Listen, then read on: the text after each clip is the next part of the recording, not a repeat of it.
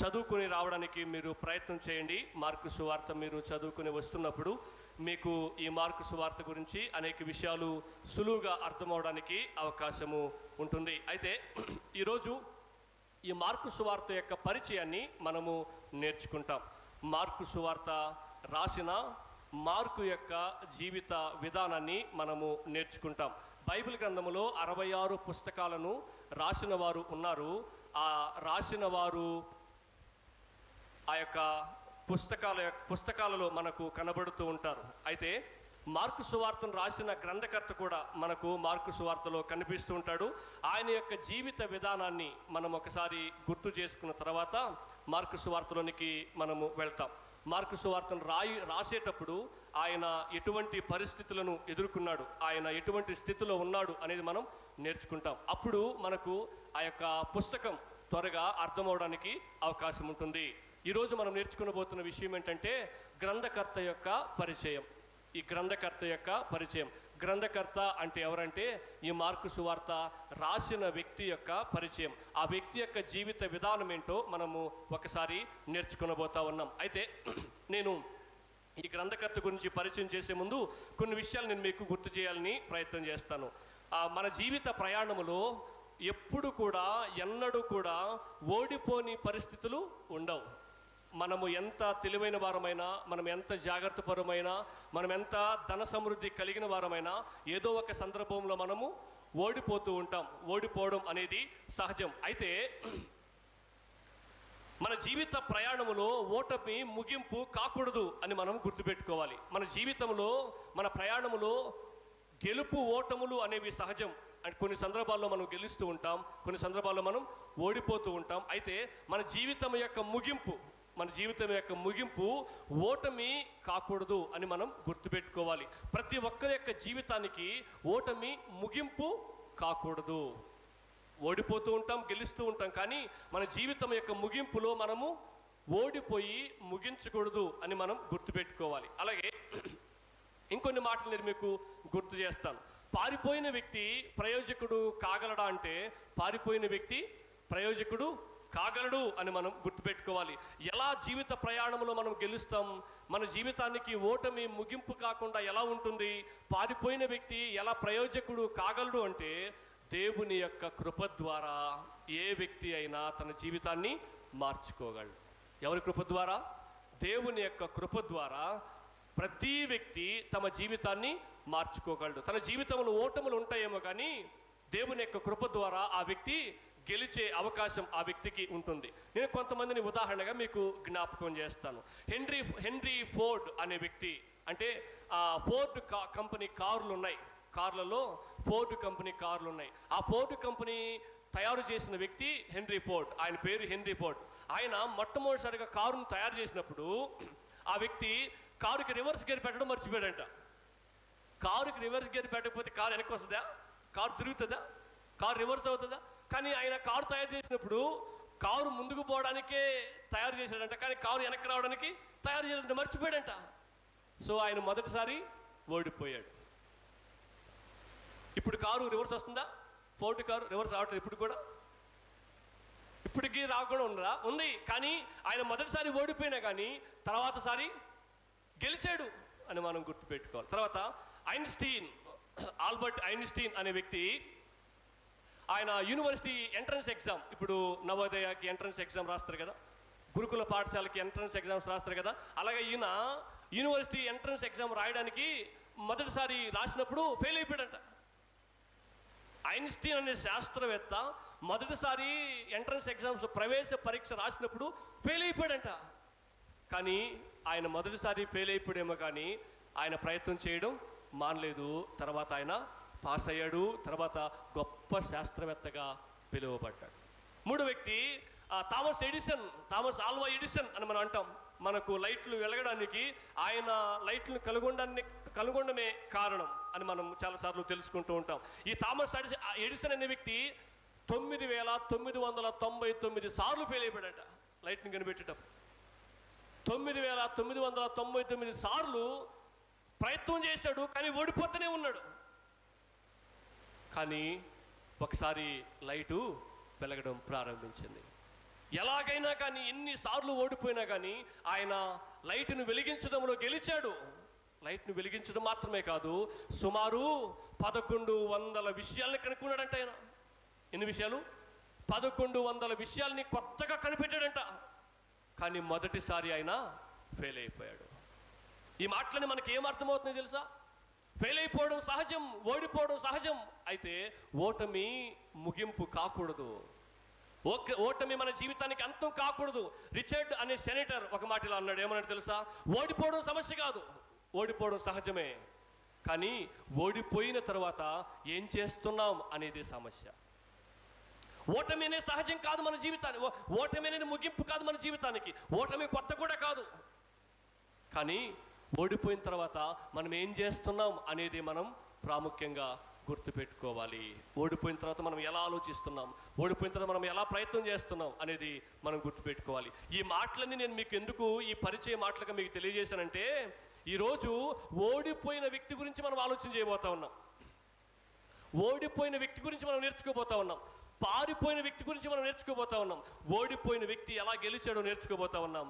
పారిపోయిన వ్యక్తి ఎలా తిరిగి వచ్చాడో నేర్చుకోబోతా ఉన్నాం. పనికి రాని వ్యక్తి ప్రయోజకుడుగా ఎలా అయ్యాడో నేర్చుకోబోతా ఉన్నాం. ఆయన పేరే యోహాను అన్న మారు పేరు కలిగిన మార్కు. మనం ఏ సువార్త నేర్చుకోబోతున్నాం? మార్కు సువార్త. ఎవరు రాశారు అంటే యోహాను అన్న మారు పేరు కలిగిన మార్కు. ఈయనకి 2 పేర్లు ఉన్నాయి, జాన్ మార్క్. యోహాను మరియు మార్కు. కొంతమందికి 2 పేర్లు ఉంటాయి. అలాగే ఈయనకు కూడా 2 పేర్లు ఉన్నాయి, యోహాను అన్న మారు పేరు కలిగిన మార్కు. యోహాను అనేది హెబ్రీ పేరు, మార్కు అనేది రోమా పేరు.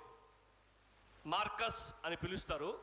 మార్కు అనేది రోమా పేరు, యోహాను అనేది హెబ్రీ పేరు. మొదటి శతాబ్దంలో యూదులు ఇలా 2 పేర్లు పెట్టుకునే వాళ్ళంట.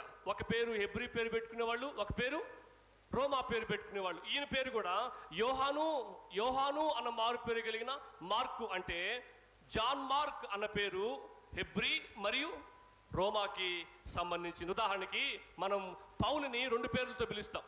ఏ పేర్లతో పిలుస్తాం? పౌలు, సౌలు. అవునా? 2 పేర్లతో పిలుస్తాం.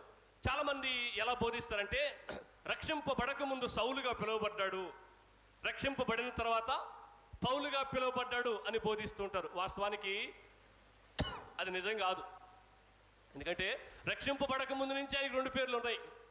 ఎందుకని? ఆయనకి రోమా పేరు ఒకటి ఉంది, హెబ్రీ పేరు ఒకటి ఉంది. 2 పేర్లతో పిలువబడేవాడు. కొన్ని సందర్భాల్లో సౌలుగా పిలువబడేవాడు, కొన్ని సందర్భాల్లో పౌలుగా పిలువబడేవాడు. కొంతమంది ఏం చేస్తారంటే, రక్షింపబడక ముందు సౌలుగా పిలువబడ్డాడని, రక్షింపబడిన తర్వాత సౌలుగా పిలువబడ్డాడని చెప్తూ ఉంటారు. అది ఏమాత్రం వాస్తవం కాదు. నేను మరలా గుర్తు చేస్తున్నా, ఈ ఓడిపోయిన మార్కు అనే వ్యక్తి, పారిపోయిన మార్కు అనే వ్యక్తి, పనికిరాని మార్క్ అనే వ్యక్తి ఎలా ప్రయోజకుడు అయ్యాడు? ఎలా ప్రయోజకుడు అయ్యాడు? ఏ విధంగా తిరిగి వచ్చాడు?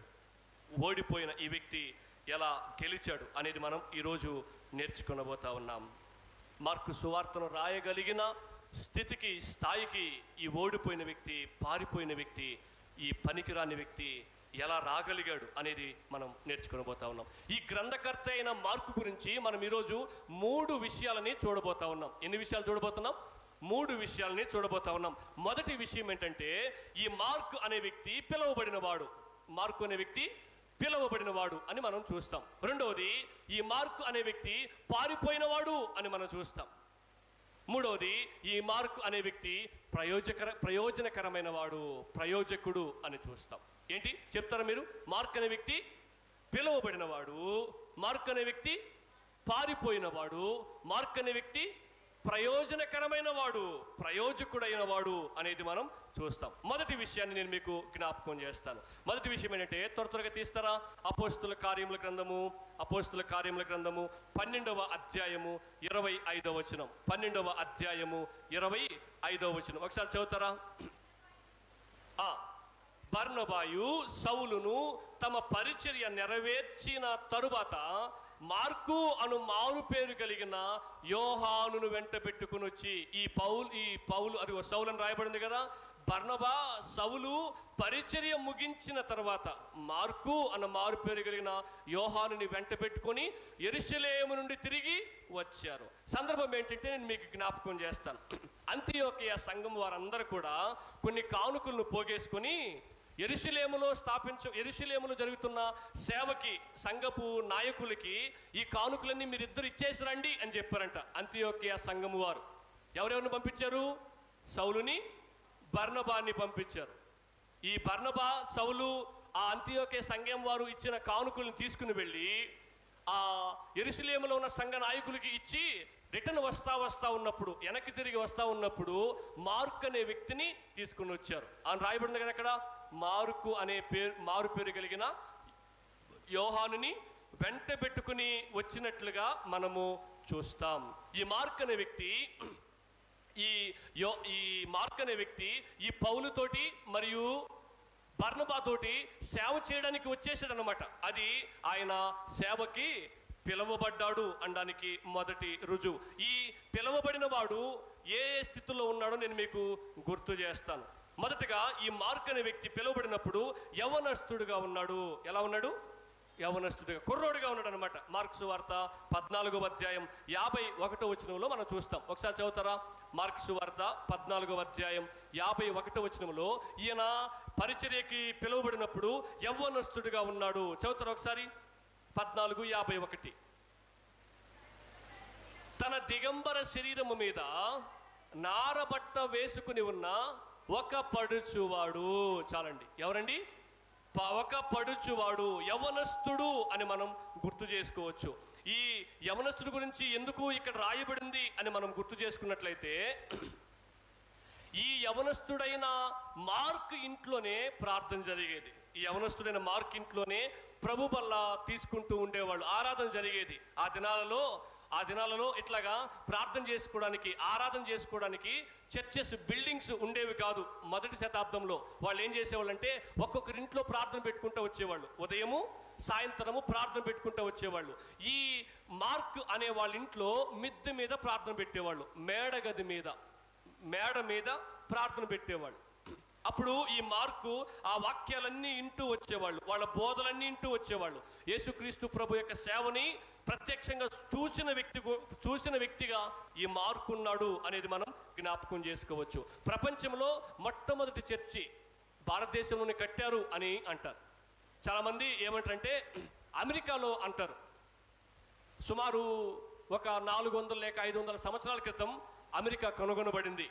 అయితే 52వ సంవత్సరంలోనే, క్రీస్తు శకం 52వ సంవత్సరంలోనే భారతదేశానికి సువార్త వచ్చింది. అప్పటికి అమెరికా కూడా కనుగొనబడలేదు. కొలంబస్ అనే వ్యక్తి అమెరికాని కనుగొన్నాడు. సుమారు 400-500 సంవత్సరాల క్రితం మాత్రమే ఆయన అమెరికాని కనుగొన్నట్లుగా మనం ఇంటర్నెట్లో సెర్చ్ చేయొచ్చు. చరిత్ర మనకు చెప్తూ ఉంది. అయితే సుమారు క్రీస్తు శకం 52వ సంవత్సరంలోనే భారతదేశానికి సువార్త వచ్చింది.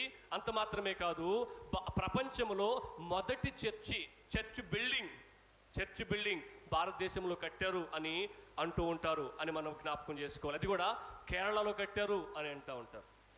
ఈ మార్క్ అనే వ్యక్తి యవనస్తుడు, పడుచువాడు అని మనం చూసాం. రెండవదిగా ఈ మార్క్ అనే వ్యక్తి ధనవంతుడిగా పిలువబడతా ఉన్నాడు. బాగా డబ్బులున్నాయి. ఎవరికి? మార్కుకి బాగా డబ్బులున్న కుటుంబంలో పుట్టాడు. 14వ అధ్యాయం మార్కు సువార్త 14వ అధ్యాయం 51-52 వచనం మనం చూస్తే చదవండి ఒకసారి. తన దిగంబర శరీరము మీద నారబట్ట వేసుకుని ఉన్న ఒక పడుచువాడు. ఏ బట్ట? నారబట్ట వేసుకుని ఉన్న పడుచువాడు ఆయన వెంట వెళ్ళుచుండగా వారతన్ని పట్టుకునిరి. ఎందుకు పట్టుకోవడానికి ప్రయత్నం చేశారు నేను మరలా చెప్తా. తర్వాత అతడు నారబట్ట విడిచి, ఏ బట్ట? నారబట్ట అంటే అర్థమేంటి తెలుసా? ఈ రోజుల్లో మనము గుడ్డల్ని ఇంకో భాషతో పిలుస్తాం, లెనిన్ అని పిలుస్తాం. ఏ భాష? లెనిన్ గుడ్డతో పోలుస్తాం. లెనిన్ చాలా ఖరీదు కదా, లెనిన్ గుడ్డలు చాలా ఖరీదు. ఆ రోజుల్లోనే ఈ మార్క్ అనే వ్యక్తి లెనిన్ గుడ్డలు వేసుకునేవాడు. అంత గొప్ప ధనవంతుడు. వాళ్ళ మిద్ది మీద అంటే 2 అంతస్తుల బిల్డింగ్, వాళ్ళ మిద్ది మీద ప్రార్థన పెట్టేవాళ్ళు. యేసు ప్రభు చివరి ప్రభు వాళ్ళ ఆరాధన కూడా ఎవరింట్లో చేశాడు తెలుసా? మార్కు వాళ్ళ ఇంట్లోనే. ఇదిగో నా శరీరము, దీన్ని తీసుకుని తినుడి, ఇదిగో నా రక్తము, దీనిని నన్ను జ్ఞాపకం చేసుకున్నట్టుకే పానం చేయండి అన్న మాటలు మొదటగా ఆయన చెప్పింది ఎవరింటో తెలుసా? మార్కోల్ ఇంట్లోనే. సో ఈ మార్కు చాలా గొప్ప ధనవంతుడు. ఆ కాలంలోనే లెనిన్ బట్టలు వేసుకునేవాడు. అయితే ఇక్కడ మనం ఇంకోటి ఆలోచన చేయాలి. ఈ మార్క్ అనే వ్యక్తి యవనస్తుడు, ఈ మార్క్ అనే వ్యక్తి ధనవంతుడు. అయితే యవనస్తుల్ని, ధనవంతుల్ని సేవ చేయమని పిలిస్తే వస్తారా? సాధ్యమైనంత వరకు రారు. కానీ యవనస్తుడైన మార్కు, ధనవంతుడైన మార్కు దేవుని పని చేయడానికి వచ్చాడు, దేవుని సేవ చేయడానికి వచ్చాడు. ఇందాక మీరు చదివారు అపోస్తుల కార్యం 12:25 వచనంలో పౌలుకి బర్నబాలకి పరిచారం చేయడానికి, అంటే వాళ్ళకి సేవలో సహాయం చేయడానికి ఈ యవనస్తుడైన మార్కు, ధనవంతుడైన మార్కు సమర్పించుకున్నట్లుగా, మనస్ఫూర్తిగా సేవకు వచ్చినట్లుగా మనం చూస్తాం. ఈయన యవనస్తుడు మాత్రమే కాదు, ఈయన ధనవంతుడు మాత్రమే కాదు, ఈయన లేవీడు కూడా అని మనం గుర్తు చేసుకోవచ్చు. ఒకసారి ఈ వాక్య భాగం చదువుతారా? మనం చూద్దాం. అపోస్తుల కార్యములు 4వ అధ్యాయం 36వ వచనం. అపోస్తుల కార్యములు 4వ అధ్యాయం 36వ వచనం ఒకసారి చదువుతారా? కుప్రాలో పుట్టిన లేవీడగు యేసేబు అన ఒకడుండెను, ఇతనికి అపోస్తులు హెచ్చరిక పుత్రుడు అని అర్థమిచ్చు బర్నబా అని పేరు పెట్టారు.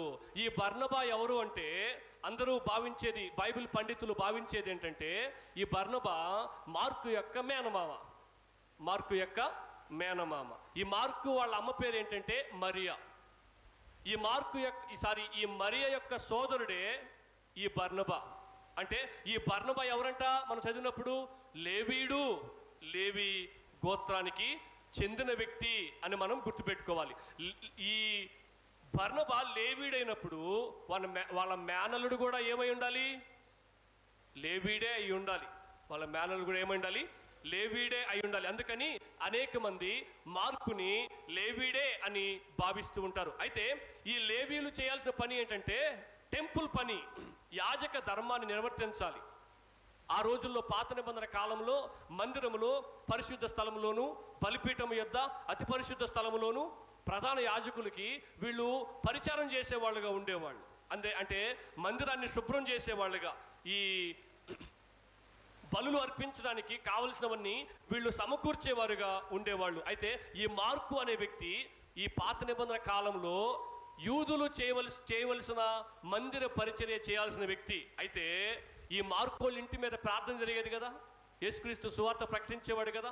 యేసుక్రీస్తు ఇప్పుడు మనం ఎలాగైతే ఆరాధన చేస్తున్నామో, మనం ఎలాగైతే ప్రార్థన చేసుకుంటున్నామో, మనం ఎలాగైతే కొత్త నిబంధన సంఘాన్ని కలిగి ఉన్నామో, మార్కోళ్ళ ఇంటి మీద కూడా ఇటువంటి వాతావరణం కనిపించేది. ఎవరికి? మార్కుకి. వాస్తవానికి మార్కు చేయాల్సిన పని ఏంటి? పాత నిబంధన పరిచర్య, యాజక పరిచర్య. కానీ మార్కుకి యేసుప్రభు అంటే చాలా ఇష్టం. ఎందుకని? వాళ్ళ మిద్దె మీద యేసుప్రభు చేసే బోధలన్నీ కూడా మార్కు ఇంటా వచ్చాడు. మార్కుకి యాజక పరిచర్య చేయడం ఇష్టం లేదు, యేసుక్రీస్తు పరిచర్య చేయడం ఇష్టమైంది. అందుకని ఎట్లాగైనా కూడా నేను యాజక పరిచర్య చేయకుండా యేసుక్రీస్తు ప్రభు యొక్క సేవ చేయాలని తీర్మానించుకున్నాడు. అలా తీర్మానించుకున్నప్పుడు ఒక సేవకుడు హిపోలికస్, 3వ శతాబ్దంలో రోమా వాడైన హిపోలికస్, ఈ మార్కు సువార్తను కూడా ఈ మార్కు రోమాలోంచే రాశాడు. అందుకని ఈ హిపోలికస్ అనే సేవకుడికి రోమా ప్రాంతంలో జరిగిన సందర్భాలన్నీ కూడా చాలా క్లియర్గా తెలుసు. ఈ హిపోలికస్ అనే సేవకుడు తన యొక్క పుస్తకంలో ఏం రాశాడంటే మార్కుకి ఒక చిన్న వేలుండిదట. మార్కుకి ఒక చిన్న వేలుండిదట. ఎందుకు ఆయనకి చిన్న వేలుంది? ఏమైంది? ఒక్క ఏలు ఎందుకు అంత పొట్టిగా అయిపోయింది అంటే నేను కొన్ని విషయాలు మీకు గుర్తు చేస్తాను, జాగ్రత్తగా మీరు వినండి. మార్కు యేసుక్రీస్తుని నమ్ముకున్న యూదుడు. ఆయన మందిరంలో యాజక పరిచర్య చేయడానికి ఇష్టపడని వాడు, యేసుక్రీస్తు సేవ చేయడానికి ఇష్టపడ్డాడు. అయితే యాజక పరిచర్లోంచి యేసుక్రీస్తు పరిచర్లోనికి రావడానికి ఆయన ఎంతో ప్రయత్నం చేశాడు. ఆ ప్రయత్నాల్లో భాగమే ఈ పని చేశాడు. ఏం చేశాడు తెలుసా? మార్కు దేవాలయంలో పని చేయడం ఇష్టం లేక కత్తి తీసుకొని ఒక వేలు నరికేసుకున్నాడట. ఎందుకు ఒక వేలు నరికేసుకున్నాడు తెలుసా? అంగవైకల్యం కలిగిన వాళ్ళు, అంగవైకల్యం కలిగిన వాళ్ళు అంటే శరీర భాగాలు సరిగా లేని వాళ్ళు యాజక పరిచర్య చేయకూడదు. అందుకని ఈ మార్క్ అనే వ్యక్తి ఒక వేలుని నరికేసుకున్నట్లుగా మనం చూస్తాం. ఎందుకు ఆ స్థితిలోనికి ఒక వేలు నరికేసుకునే స్థితిలోనికి ఈ మార్కు వెళ్ళాడు అంటే యేసుక్రీస్తు యొక్క బోధలకి ఎంతో ఆకర్షితుడు అయ్యాడు. యేసుక్రీస్తు యొక్క సేవ చేయడానికి తీర్మానించుకున్నారు. మరొక ప్రాముఖ్యమైన విషయం ఏంటి తెలుసా? వీళ్ళు యాజక పరిచర్య ఎందుకు ఈయన చేయడానికి ఇష్టపడలేదంటే ఎవరైతే యేసుక్రీస్తుని చంపేశారో వాళ్ళ పని చేయడానికి ఈ మార్కుకి ఇష్టం లేకుండా ఉన్నది. అవునా? యూదులే కదా యేసుక్రీస్తుని సిలువ వేసి చంపేశారు. ఆయన ఆ బండిపోటు దొంగని విడిచిపెట్టండి, ఈ యేసుని సిలువేయండి అని చెప్పింది ఎవరు? యూదులే. యాజక పరిచర్య చేస్తున్న వాళ్ళే, ధర్మశాస్త్రాన్ని ఉపదేశిస్తున్న వాళ్ళే, శాస్త్రులు పరిచయలే. అయితే వాళ్ళు చెప్తున్న పని చేయడానికి ఈయనకి ఇష్టం లేదు. యేసుక్రీస్తు పని చేయడానికి ఈయనకి ఇష్టమైంది కాబట్టి కత్తితో తన వేలుని నరికేసుకున్నట్లుగా మనం చూస్తాం. తద్వారా ఆయనకి అంగవైకల్యం వచ్చింది. అంగవైకల్యం రావడం ద్వారా యాజక పరిచర్య చేయడానికి ఈయన అనర్హుడయ్యాడు. అలా అనర్హుడు అవడాన్ని బట్టి ఈయన యేసుక్రీస్తు సేవ చేయడానికి ఈయనకి ఎంతో అవకాశం వచ్చింది. అలా యేసుక్రీస్తు యొక్క సేవ వైపు ఈ లేవీయుడైన మార్కు తిరిగినట్లుగా మనం చూస్తాం. ఆ విధంగా పౌలు బర్నబాకి సేవ చేయడానికి మార్కు వాళ్ళ వెంట వచ్చేసినట్లుగా మనం చూస్తాం. సో ఆయన ఆ విధంగా సేవకి పిలువబడ్డాడు. మొదటగా ఈ మార్కు యవనస్తులు సాధ్యమంతరకు సేవ చేయడానికి ముందుకు రారు. రెండవదిగా ఈ మార్కు ధనవంతుడు. ధనం కలిగిన వ్యక్తి దేవుని పని చేయడానికి రాడు. ఎందుకు తెలుసా? ఈ సేవలో ఎన్నో కష్టాలు ఉంటాయి, ఎన్నో అవమానాలు ఉంటాయి, ఎన్నో నిందలు ఉంటాయి, ఎన్నో భరించవలసి వస్తుంది, ఎన్నో ఓర్చుకోవలసి వస్తుంది, ఎన్నో సహించవలసి వస్తుంది, ఎన్నో సమస్యల్లో కొనసాగవలసి వస్తుంది. వీటన్నిటినీ ధనవంతుడైన నేను చేయడానికి అవకాశం లేదు.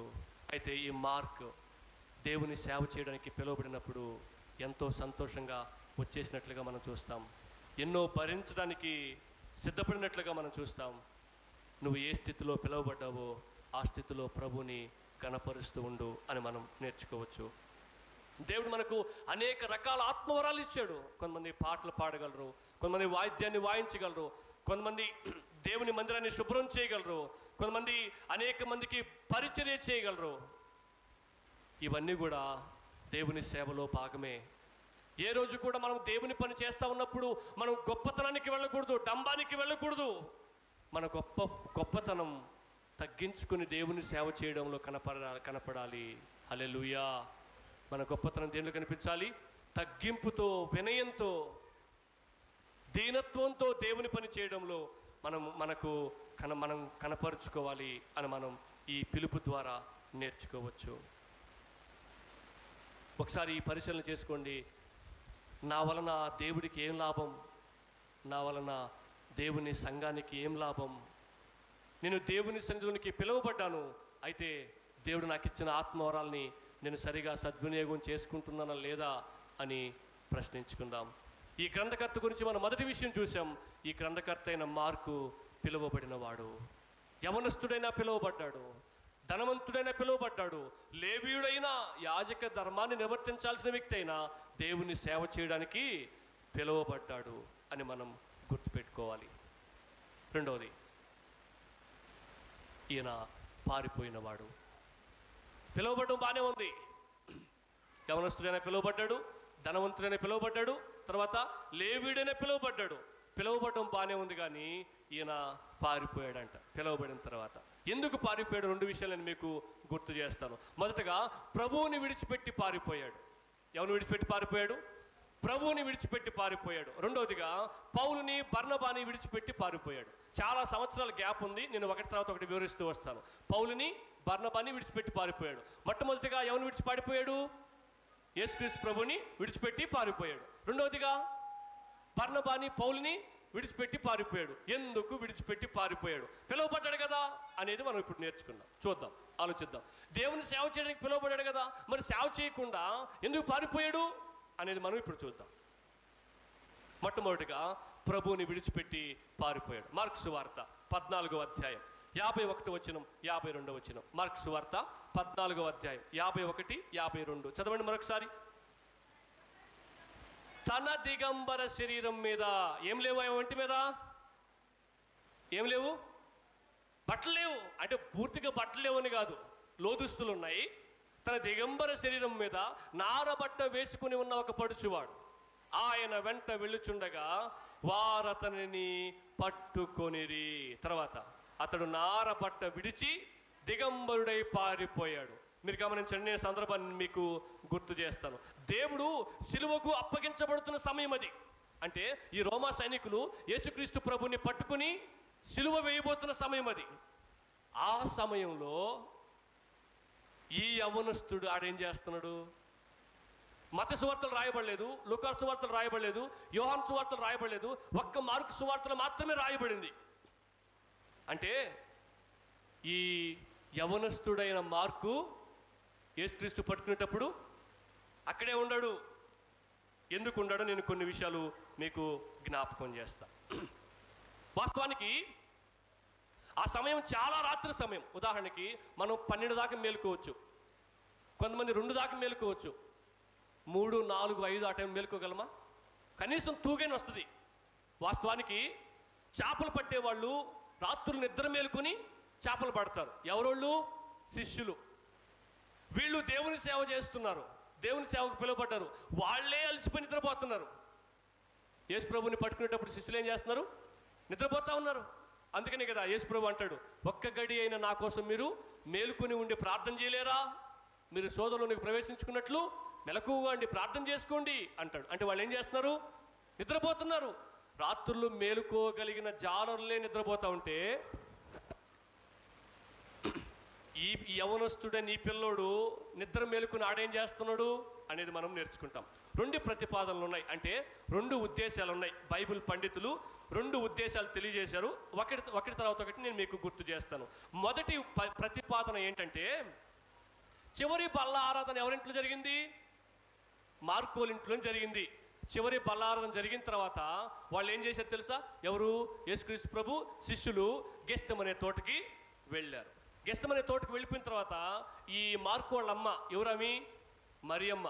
మరియమ్మ యేసు ప్రభుని కన్నా మరియమ్మ కాదు, ఇంకొక మరియమ్మ ఉంది. అవునా? బైబిల్లో చాలామంది మరియమ్మలు ఉన్నారు. అర్థమవుతుందా? ఈ మరియమ్మ ఈ మార్కుని ఏం చేసిందంటే, బల్లారాధన అయిపోయినప్పుడు, ఉదాహరణకి వీళ్ళ ఇంట్లో ప్రార్థన జరుగుతుంది కాబట్టి మార్కు అక్కడే ఉంటాడు, ఎందుకంటే వాళ్ళ ఇంట్లోనే కాబట్టి. వాళ్ళ ఇంట్లో బల్లారాధన అయిపోయిన తర్వాత యేసు ప్రభు శిష్యులు గెస్తమనే తోటకి వాళ్ళ ఇంట్లోంచి వెళ్ళిపోయారు. వెళ్ళిపోయిన తర్వాత వాళ్ళ అమ్మ ఏం చెప్పిందంటే, రే పొద్దుపోయింది, పోయి నిద్రపో అని చెప్పిందండి. పోయి పడుకుని నిద్రపో అని చెప్పిందండి. ఈ పిల్లోడు యేసు ప్రభు చెప్పిన మాటలన్నీ వింటూ, మనిషి కుమారుడు ఇదిగో వాళ్ళ చేతికి అప్పగించబడబోతున్నాడు, శ్రమలకు అప్పగించబడబోతున్నాడు, శిక్షించబడబోతున్నాడు, సిలువ వేయడానికి సిద్ధపడుతున్నాడు అని మాటలు చెప్తూ ఉన్నప్పుడు ఆ యవనస్తుడికి ఏమనిపించిందంటే, ఓహో ఈరోజు యేసు ప్రభుని ఏదో చేయబోతున్నారు, యేసు ప్రభుని చంపేయబోతున్నారేమో అని చెప్పి వాళ్ళ అమ్మ పుణుకోమని చెప్పింది కదా. దుప్పటి కప్పుకున్నట్టే నిద్రపోకుండా ఆలోచిస్తా పుణుకో ఉన్నాడు. ఆలోచిస్తా పుణుకో ఉన్నప్పుడు వెంటనే ఈ దుప్పటి అలా కప్పుకొని యేసు ప్రభు ఆ శిష్యులు గెస్తమనే తోటకి వెళ్తూ ఉంటే, దూరంగా వాళ్ళు వెళ్తూ ఉన్నప్పుడు వాళ్ళ వెనకనే వాళ్ళని వెంబడిస్తలేడంట. ఏం జరుగుతుంది ఇప్పుడు యేసు ప్రభుకి, ఏం చేయబోతున్నారు యేసు ప్రభుని చెప్పి దూరంగా దాక్కుని వెళ్తా ఉన్నాడంట. వెళ్తూ ఉన్నప్పుడు సైనికులు రానే వచ్చారు. చెట్టు సాటి నుంచి దాక్కుని చూస్తున్నాడంట ఈ చిన్నోడైన యవనస్తుడైన మార్కు. చూస్తూ ఉంటే సైనికులు వచ్చారు. యోధ యేసు ప్రభుని సైనికులకి అప్పగించాడు. అప్పగించిన తర్వాత యేసు ప్రభుని పట్టుకోబోయేటప్పుడు పేతురు ఏం చేస్తాడు? సైనికుడి వరలో నుంచి కత్తిని తీసి ఒక సైనికుడి చెవిని నరికేస్తాడు. అప్పుడు ఏం చేస్తారు సైనికులు? పేతురుని కూడా బంధించేస్తారు. అప్పుడు పేతురు ఏం చేస్తాడు? ఎదిరించుకొని పారిపోతాడు, పరిగెత్తుకుంటూ వెళ్ళిపోతాడు, ఈయన కూడా చంపేస్తారేమని చెప్పి. అప్పుడు పేతురు పారిపోయినప్పుడు సైనికులు వెంటనే మార్కు వైపు కూడా చూస్తుంటారు. రే ఆడెవరో ఉన్నారా, వాడిని కూడా పట్టుకుంటారా అంటారంట. వాడిని కూడా పట్టుకుంటారా అంటే వాడు భుజం మీద చేసి వాడిని పట్టుకోబోయేసరికి దుప్పటి ఉంది కదా, వాడు పొనుకొని కప్పుకున్నాడు కదా, ఆ దుప్పటిని ఎదిరించుకొని దిగంబరిగా పారిపోతాడు. అదే మనం చదివిన మాట. ఏం చదివాం? తన దిగంబర శరీరం మీద నారబట్ట వేసుకుని ఉన్న ఒక పడుచువాడు ఆయన వెంట వెళ్ళుచుండగా యేసు ప్రభుని వెంబడిస్తూ ఉన్నాడు. యేసు ప్రభుని వెంబడిస్తూ ఉంటే వారు అతనిని పట్టుకున్నారు. పట్టుకోబోయేసరికి వాళ్ళ చేతికి దుప్పటి దొరికింది. అతడు నారబట్ట విడిచిపెట్టి దిగంబరిగా పరిగెత్తుకొని పారిపోయాడు. ఇది మొదటిగా పారిపోవడం. ప్రభువుని విడిచిపెట్టి పారిపోయాడు. యవనస్తుడైన మార్కు మాత్రమే కాదు పారిపోయింది, శిష్యులు కూడా యేసుప్రభుని విడిచిపెట్టి పారిపోయారు. శిష్యులు మాత్రమే కాదు, భూమి మీద ఎవరు కూడా ఆయనకి తోడుగా లేరు, అందరూ ఆయన్ని వదిలిపెట్టేశారు. చివరికి తండ్రి కూడా ఆయనను వదిలిపెట్టేసినట్లుగా మనం దేవుని వాక్యంలో చూస్తాం. ఎందుకు తెలుసా? ఆ పాత్రలోనిది త్రాగడానికి తండ్రికి ఇష్టమైంది. అందుకనే తండ్రి ఆ ప్రియకుమారుణ్ణి చేయి విడిచిపెట్టినట్లుగా మనం చూస్తాం. అందుకనే ఆయన 4వ మాటగా పలుకుతాడు కదా. ఏమని పలుకుతాడు? నా దేవా, నా దేవా, నన్ను ఎందుకు చేయి విడిచిపెట్టావు అని ప్రశ్నిస్తాడు. సో చివరికి తండ్రి కూడా ఆయన చేయిని విడిచిపెట్టినట్లుగా మనం చూస్తాం. ఇది మొదటి ప్రతిపాదన, మొదటి ఆలోచన. రెండో ఆలోచన ఏంటంటే, ప్రభుబల ఆరాధన మార్కోల ఇంట్లో జరిగింది కదా. మార్కోల ఇంట్లో జరిగితే ఈ ప్రభుబల ఆరాధనలు ఎవరు లేరు? మార్కు లేడా? యోధా లేడు. యోహాను సువార్త 13వ అధ్యాయం 30వ వచనం. యోహాను సువార్త 13వ అధ్యాయం 30వ వచనం. త్వరగా తీస్తారా? 13:30. వాడు ఆ ముక్క పుచ్చుకొని వెంటనే బయటికి వెళ్ళిపోయాడు. ఎవరోడు? యోధా. ఎందుకు వెళ్ళిపోయాడు? సైనికులను తీసుకురావాలి కదా. సైనికులను తీసుకొస్తే కదా వాళ్ళు యేసుప్రభుని పట్టుకుంటారా. సైనికులకి యేసుప్రభు యాడుండడో చెప్పాలి కదా. ఎందుకని? యోధానే కదా 32 వెండి నాణాలకి యేసుప్రభుని అమ్మేసింది. ఈయన వెళ్ళిపోయాడంట. ఎవరి కాడికి? సైనికుల కాడికి. బలారాధన అయిపోయింది. అయిపోయిన తర్వాత యేసుప్రభు వాళ్ళందరూ ఎక్కడికి వెళ్ళిపోయారు? గెస్తమనే తోటకి వెళ్ళిపోయారు. ఈ యోధా ఏం చేశాడంటే, రెండో ప్రతిపాదన, యోధా ఏం చేశాడంటే సైనికులను తీసుకొని మార్కోల ఇంటికి వచ్చాడట. మార్కోల ఇంటికి వచ్చేసరికి రెండో ఆలోచన, మార్కోల ఇంటికి వచ్చేసరికి యేసుప్రభు ఆడ లేడు. ఎక్కడికి వెళ్ళిపోయాడు? గెస్తమనే తోటకి వెళ్ళిపోయాడు. యేసుప్రభు వాళ్ళు లేడని చెప్పి వీళ్ళు వాదులు వేసుకున్నారట. కింద చేరి వాదులు వేసుకుంటా ఉన్నారట. ఏమని? నేను చెప్తే విన్నావా నువ్వు? యేసుప్రభు ఏడు ఉండడు అని చెప్తే విన్నావా? నువ్వు ఏడికే తీసుకొచ్చావు అని చెప్పి యోధాతో వాదులు వేసుకుంటా ఉన్నప్పుడు మార్కు చూస్తా ఉన్నాడు. ఏం చేస్తున్నాడు? మార్కు చూస్తా ఉన్నాడు. ఓహో, యోధా యేసుప్రభుని అప్పగించబోతున్నాడు, యేసుప్రభుని వీళ్ళందరూ పట్టుకోబోతున్నారు, కాబట్టి యేసుప్రభుకి ఏదో కాబోతుంది అని చెప్పి ఈ మార్కు అనే వ్యక్తి వెంటనే తన దుప్పటి పైన కప్పుకొని యేసుప్రభుని వెంబడిస్తా వెళ్ళినప్పుడు మరలా అక్కడ ఏం జరిగిందో మీకు అందరికీ తెలిసిన విషయమే. వెంటనే పేతురు పారిపోయాడు. ఈ మార్కును కూడా పట్టుకోబోతే తన యొక్క దుప్పటిని విదిరించుకొని వెళ్ళిపోయాడు. ఇది రెండో ప్రతిపాదన అని మనం గుర్తుపెట్టుకోవచ్చు. మొదటగా ప్రభువుని విడిచిపెట్టి ఈ మార్కు యవనస్తుడిగా, చిన్నపిల్లడుగా, బైబిల్ టీనేజర్ అని రాయబడింది. ఏంటి? టీనేజ్ అంటే 13, 14, 15, 16, 17, టీన్ అన్న పాదం వచ్చినప్పుడల్లా వాళ్ళు ఎవరు? టీనేజర్స్. సుమారు 15 లేక 16 సంవత్సరాల వయసులో మొదటగా ప్రభుని విడిచిపెట్టి ఇతను పారిపోయాడు. రెండోది ఏం చెప్పాం?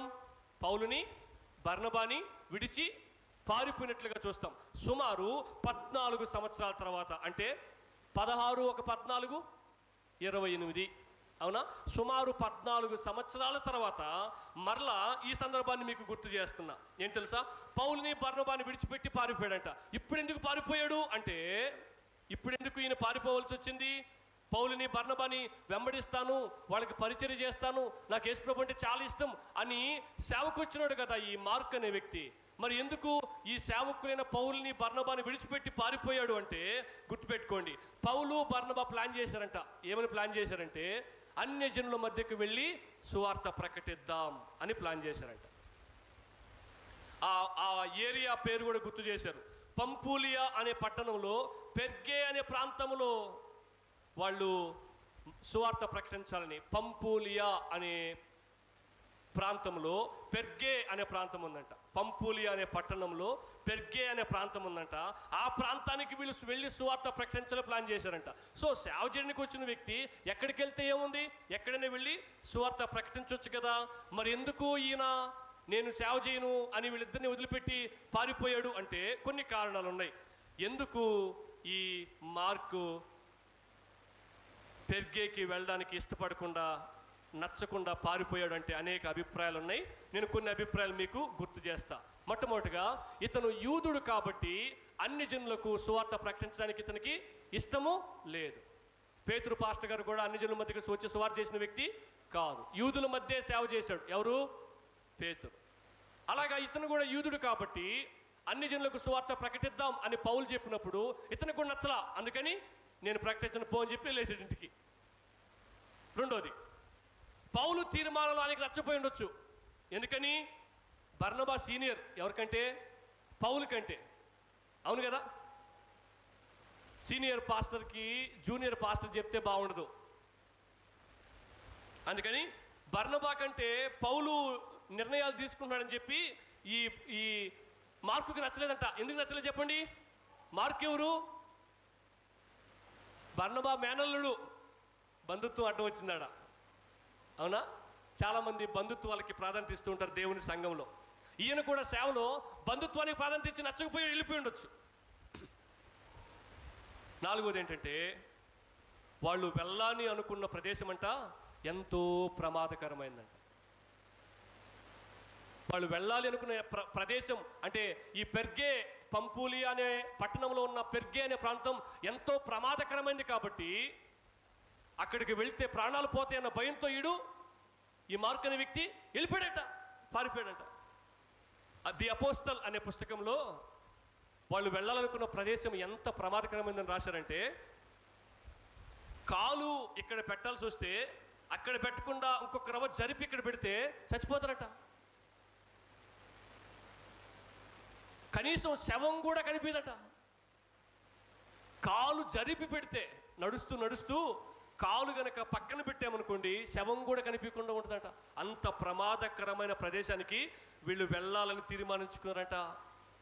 గ్రీకులు జయించలేకపోయారంట ఆ ప్రాంతాలని, రోమా వారు జయించలేకపోయారంట అంత ప్రాంతాలని, బందిపోట్లు దొంగలున్నారంట అక్కడ. అటువంటి ప్రాంతానికి వీళ్ళిద్దరూ సేవ చేయాలని వెళ్ళాలని తీర్మానించుకున్నారు. ఈ మార్క్ ఏమనుకున్నాడు? సేవ చాలా కష్టం. వీళ్ళిద్దరేమో కాలు పక్కకి జరిపితే పేడలు పోయే ప్రాంతాలకి సువార్త ప్రకటించడానికి వెళ్తాం అంటున్నారు. నేనేమో ధనవంతుడిని, బాగా డబ్బునోడిని, అంటే బాగా సుఖంలో పెరిగాడిన, మంచి లగ్జరీ లైఫ్ అనుభవించాడు. సేవలో కూడా అటువంటి లగ్జరీ లైఫ్ వస్తుంది అనుకుని వచ్చినాడేమో మరి సేవకి. వీళ్ళిద్దరేమో ప్రాణాలు పోయే ప్రాంతాలకు వెళ్దాం అంటున్నారు. ఊపిరింటే ఉప్పైన అమ్ముకోవచ్చు అని చెప్పి పారిపోయాడు. అమ్మ నాకు దయ మీ సేవ అని చెప్పి వెళ్ళేసాడట. చాలా తక్కువ సమయంలో ఆయన సేవలో ఉన్నాడు, వెంటనే పారిపోయాడట. ఉదాహరణ చూద్దాం ఎంత సమయంలో వెళ్ళిపోయాడని. అపోస్తుల కార్యములు 13వ అధ్యాయం 5వ వచనం మనం చూస్తే, అపోస్తుల కార్యములు 13వ అధ్యాయం 5వ వచనం ఒకసారి చదువుతారా? 13:5. వారు సలామీలో ఉండగా యూదుల సమాజ మందిరములలో దేవుని వాక్యం ప్రచురించుచుండిరి. యోహాను వారికి ఉపచారం చేయువాడై ఉన్నాడు. అప్పుడే సేవ స్టార్ట్ చేశాడు. యోహాను వారికి ఉపచారం అంటే హెల్ప్ చేస్తున్నాడు అన్నమాట, సేవలో సహకరిస్తున్నాడు. అయితే 13వ వచనంకి వచ్చేసరికి, 13వ వచనం చదువుతారా?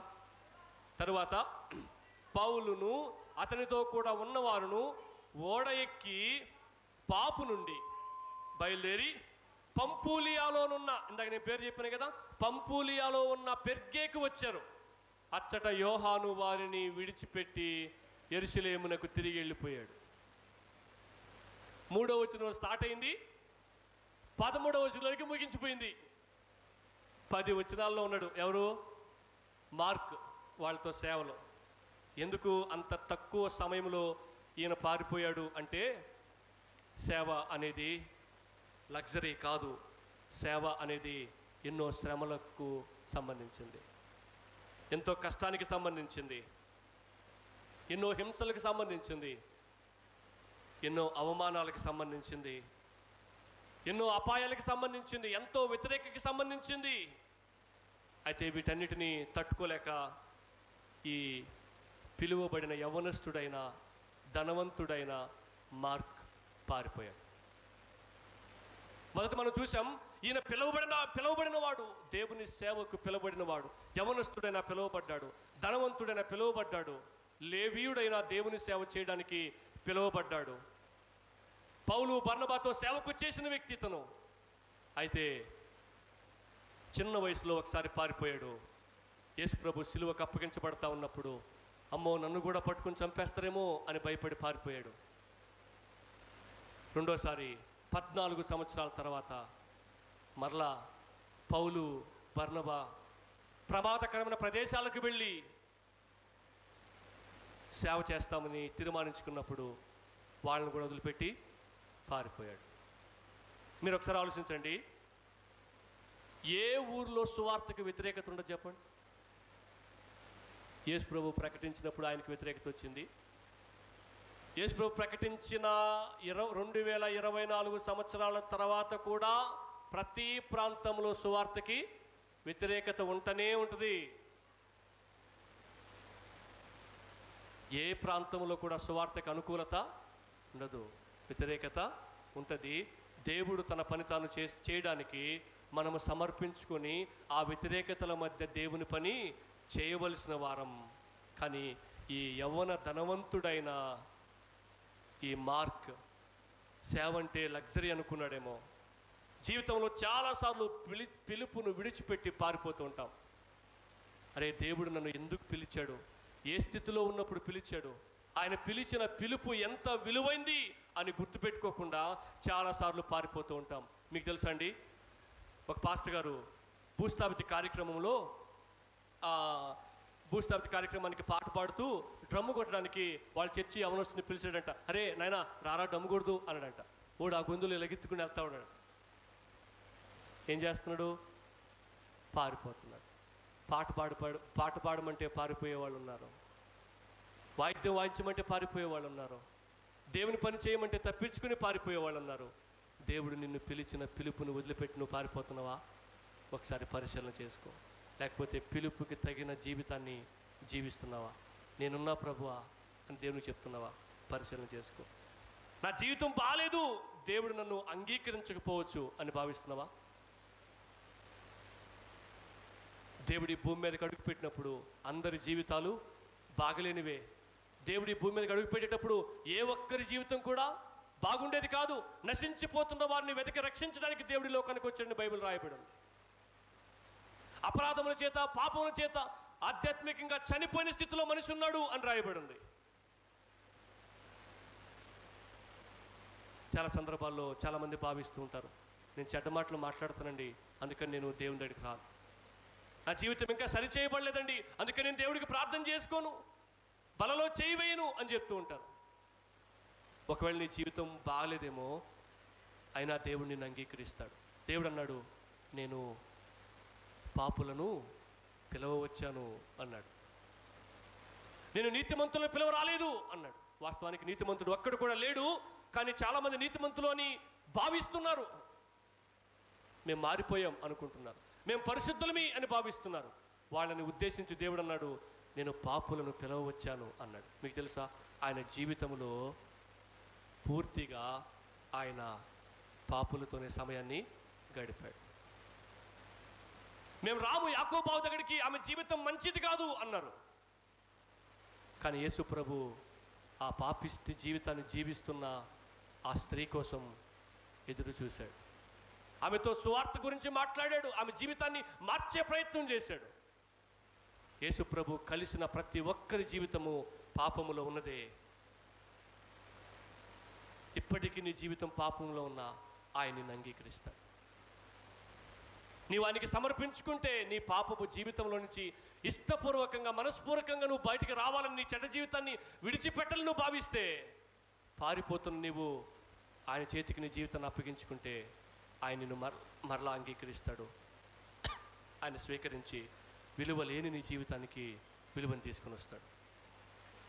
చాలామంది ఒకప్పుడు ఆత్మల రక్షణ కోసం కన్నీరు కార్చి ప్రార్థించేవాళ్ళు, ఇప్పుడు ఎవరేమైపోతే నాకెందుకులే, ప్రభు వారిని రక్షించు అని ప్రార్థించేవారు, వాళ్ళ రక్షణ కోసం ప్రయాసపడేవాళ్ళు, పాటుపడేవాళ్ళు ఈరోజు ఎవరేమైపోతే నాకెందుకులే, వాళ్ళు చర్చికి రాకపోయినా నాకు ఇబ్బంది లేదు, చర్చికి వచ్చినా నాకు ఇబ్బంది లేదు, నేను చర్చికి పోతే చాలు, దేవుని దగ్గరికి వెళ్తే చాలు, నేను దేవుని నమ్ముకుంటే చాలు అని చెప్పి చాలామంది భావిస్తూ ఉన్నారు. వారు పారిపోయిన స్థితిలో ఉన్నారు. నీవు పిలువబడ్డావు, నీవు పిలువబడకుండా, నేను పిలువబడకుండా ఎవరు దేవుని దగ్గరికి రాలేరు.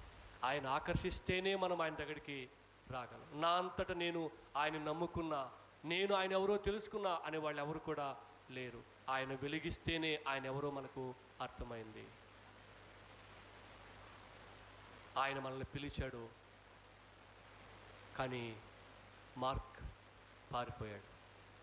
చాలా సందర్భాల్లో అనేక మంది పిలువబడతారు, కానీ పారిపోయే స్థితిలో ఉంటారు. నువ్వు పారిపోయే స్థితిలో ఉన్నావా? పరిశీలన చేసుకో. అయితే ఈ పిలువబడి పారిపోయిన వ్యక్తి ప్రయోజకుడిగా మార్చబడ్డాడు. హల్లెలూయా. పిలువబడి 2 సార్లు పారిపోయిన వ్యక్తి ప్రయోజకుడిగా మార్చబడ్డాడు. అయితే మనకు అర్థమవుతున్న విషయం, ఈ సందర్భంలో పారిపోయిన వారు సైతం కూడా ప్రయోజకులు కావచ్చు. చాలామంది సాక్ష్యాలు చెప్తూ మనం వింటాం. నేను ఎన్నో సంవత్సరాలు దేవుని సన్నిధికి రాకుండా ఉన్నానండి. చాలాసార్లు నాకు సేవకులు చెప్పారు, దయచేసి ప్రార్థనకు రండి, దేవుడిని నమ్ముకోండి, ఆ దేవుడు మిమ్మల్ని రక్షిస్తాడు, ఆ దేవుడు మీ పాపాన్ని క్షమిస్తాడు, ఆ దేవుడు రేపు రాబోతున్న ఉగ్రత నుంచి నిన్ను శిక్షించకుండా తప్పిస్తాడు అని చెప్తున్నా. ఎన్నో సంవత్సరాలు నేను నిర్లక్ష్యం చేశాను, ఎన్నో సంవత్సరాలు నేను వాయిదా వేశాను, ఎన్నో సంవత్సరాలు నేను తప్పించుకొని తిరిగాను, ఎన్నో సంవత్సరాలు నేను పారిపోయాను. అయితే ఈరోజు నా జీవితాన్ని దేవుడు మార్చాడు. పనికి రాని నన్ను ప్రయోజకుడిగా మార్చాడు.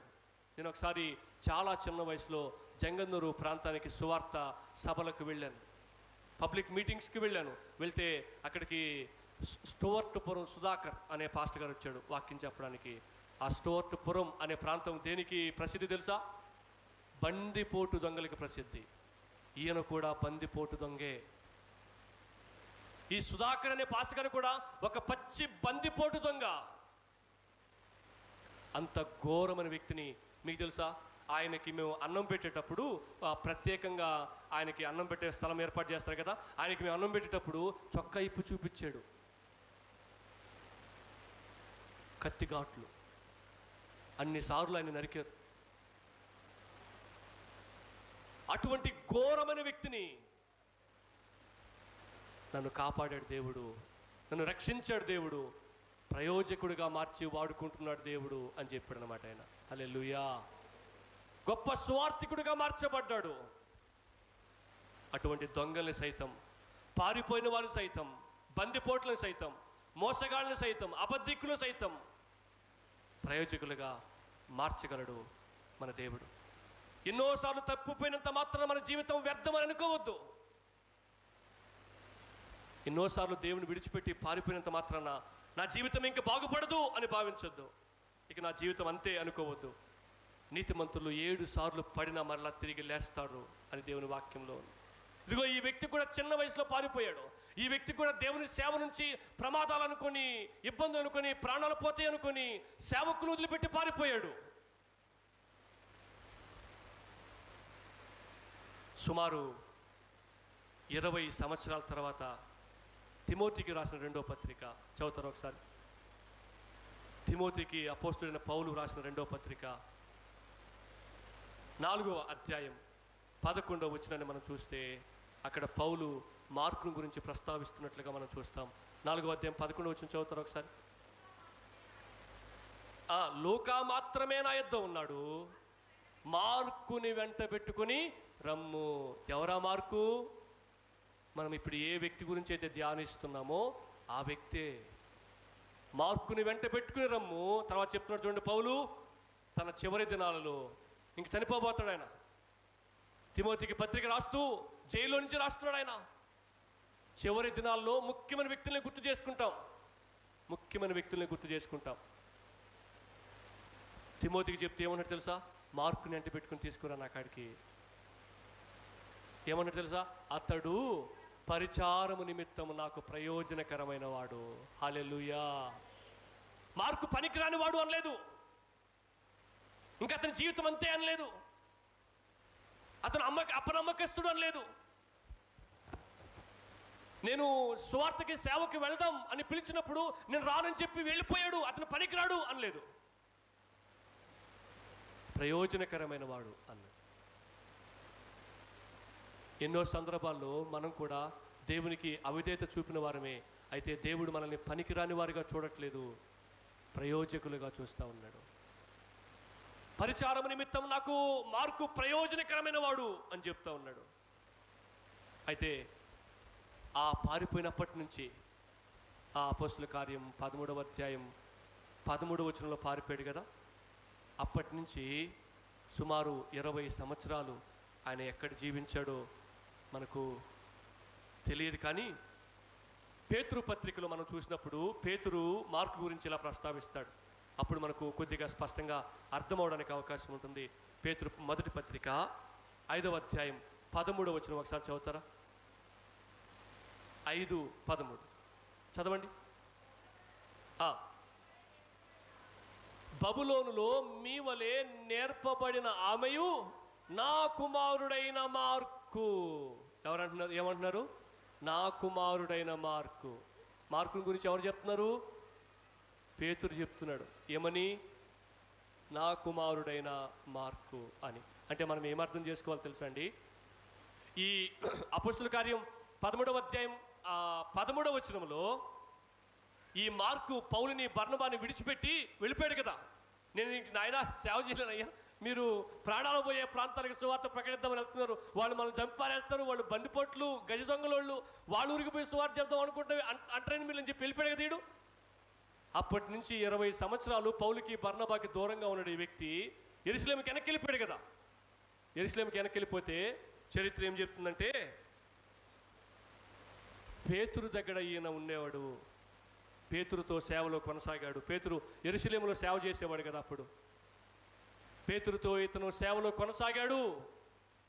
మీకు తెలుసా అండి, వాస్తవానికి మార్కు సువార్తని మార్కు రాసిన సువార్త అనాల్సిన అవసరం లేదు, పేతురు ప్రసంగాలు అని రాయొచ్చు మనం. ఎందుకు తెలుసా? ఈ మార్కు సువార్తలో రాయబడిన ప్రతి మాట, మార్కు రాసిన ప్రతి మాట కూడా పేతురు బోధిస్తున్నప్పుడు, వాక్య పరిచయం చేస్తూ ఉన్నప్పుడు విని విని విని విని వాటన్నిటినీ గుర్తు చేసుకుంటూ వాటన్నిటినీ పుస్తకంగా గ్రంథస్థం చేశాడు. దాన్నే మనం ఏమని పిలుస్తాం తెలుసా? మార్కు సువార్త అని పిలుస్తాం. పేతురు ప్రసంగాలన్నీ కూడా మార్కు ఒక పుస్తకంగా రాశాడు. ఎందుకని అంటే పేతురుతో పాటు ఇతను సేవలో తిరిగాడు. వాళ్ళిద్దరిని పౌలుని బర్నబాని విడిచిపెట్టి వచ్చేసిన తర్వాత పేతురుతో పాటు సుమారు 20 సంవత్సరాలు తిరిగినట్లుగా మనం చూస్తాం. 20 సంవత్సరాల తర్వాత పేతురు పాస్టర్ గారు మార్కుని ఏం చేశాడంటే అలెగ్జాండ్రియా అన్న ప్రాంతానికి వెళ్ళి చర్చి స్టార్ట్ చేయమని చెప్పాడంట. అలెగ్జాండ్రియా అన్న ఊరికి వెళ్ళి నువ్వు సువార్త ప్రకటించి కొంతమందిని ప్రభు కొరకు సంపాదించి అక్కడ ఒక సంఘాన్ని కట్టి అక్కడ నువ్వు పాస్టర్గా కొనసాగు అని చెప్పాడంట. ఈ మార్కు పాస్టర్ గారు పేతురుని విడిచిపెట్టి అలెగ్జాండ్రియా ప్రాంతానికి వెళ్ళి సువార్తను ప్రకటించి ఇలా ఒక సంఘాన్ని స్థాపించి అక్కడ సేవకుని పరిచర్య జరిగిస్తూ ఉన్నప్పుడు, పాస్టర్గా ఆ సంఘానికి ఉన్నప్పుడు ఆ గ్రామంలో చాలామంది విగ్రహారాధికులండి. విగ్రహారాధికులైతే ఈ మార్కుని పట్టుకుని ఇతను అనేక మందిని మార్చేస్తున్నాడు, అనేక మందిని క్రైస్తవులుగా మార్చేస్తున్నాడు అని చెప్పి మార్కుని పట్టుకొని తాళ్ళతో బంధించి 2 రోజులు వాళ్ళు ఊరు చుట్టూ తిప్పారంట. అలా తిప్పుతా ఉన్నప్పుడు ఈ చేతులకి కాళ్ళకి మెడకి కట్టబడిన ఆ యొక్క ముడులు బిగుసుకుపోయేదంట. లాగుతూ ఉంటే ఇంకా బిగుసుకుపోయేదంట. అలా బిగుసుకుపోయి ఒక ఒక ఒక ఒక సేవకుడు తన పుస్తకంలో రాశాడు. అలా బిగుసుకొని శరీర భాగాలన్నీ కట్ అయిపోయి తెగిపోయి పడిపోయాయంట ఊర్లో, ఒక్కొక్క దగ్గర. అలా పారిపోయిన వ్యక్తి క్రీస్తు కోసం హతసాక్షి అయ్యాడు. ఏ దేవుడి సేవను చూసైతే భయపడి పిరికోళ్లాగా పారిపోయాడో అదే దేవుడి కోసం అలెగ్జాండ్రియా అన్న ప్రాంతంలో ఆ విగ్రహారాధికులు తాళ్లతో కట్టి ఈడుస్తూ ఉన్నప్పుడు శరీర భాగాలు తెగిపడిపోతున్నా ఒకసారి మీరు ఊహించండి. ఈ చేతులకి కాళ్ళకి మెడకి ఆ తాళ్ళు బిగుసుకుపోతూ ఉంటే ఎంత నొప్పి పడుతుంది, ఎంత రక్తం కారుతుంది, ఎంత బాధేస్తుంది. వాటన్నిటి కోసం వాటన్నిటినీ ఎంతో సంతోషంగా ఈ మార్కు భరించినట్లుగా మనం చూస్తాం. పారిపోయిన వ్యక్తి క్రీస్తు నిమిత్తం ప్రయోజకుడు అయ్యాడు. నాట్ ఓన్లీ ఈ మార్కు మాత్రమే కాదు, అనేక మంది సేవకులు, మన భారతదేశానికి వచ్చిన తోమా కూడా బల్యాలతో పొడుస్తున్న, ఎప్పటికీ చెన్నైలో సెయింట్ థామస్ మౌంట్ రోడ్ అని పిలువబడుతున్న ఒక రోడ్డు, చాలా పెద్ద రోడ్డు, చాలా ఫేమస్ రోడ్డు. ఆ రోడ్డుకి తోమా పేరు పెట్టేశారు, mount road, Thomas mount road. అంటే తోమాని బల్యాలతో పొడిచి హింసించి చంపేసిన కొండకి పోయే దారి అని అర్థం. ఈరోజు ఆ కొండ మీద కూడా విగ్రహారాధన జరుగుతూ ఉంది. ఎంతో బాధాకరమైన విషయం. నేను ఈ మధ్యకాలంలో వెళ్ళినప్పుడు ఆ ప్రదేశాన్ని చూసి చాలా బాధపడ్డా. నీకు తెలుసా, అంత గొప్ప సేవకుడు క్రీస్తు సువార్త నిమిత్తం హతసాక్షి అయితే, ఆ సేవకుడు అది ఒక టూరిజం ప్లేస్గా మనం చూడడానికి మంచిదే, కానీ అక్కడ నేర్చుకోవడానికి ఏం లేదు.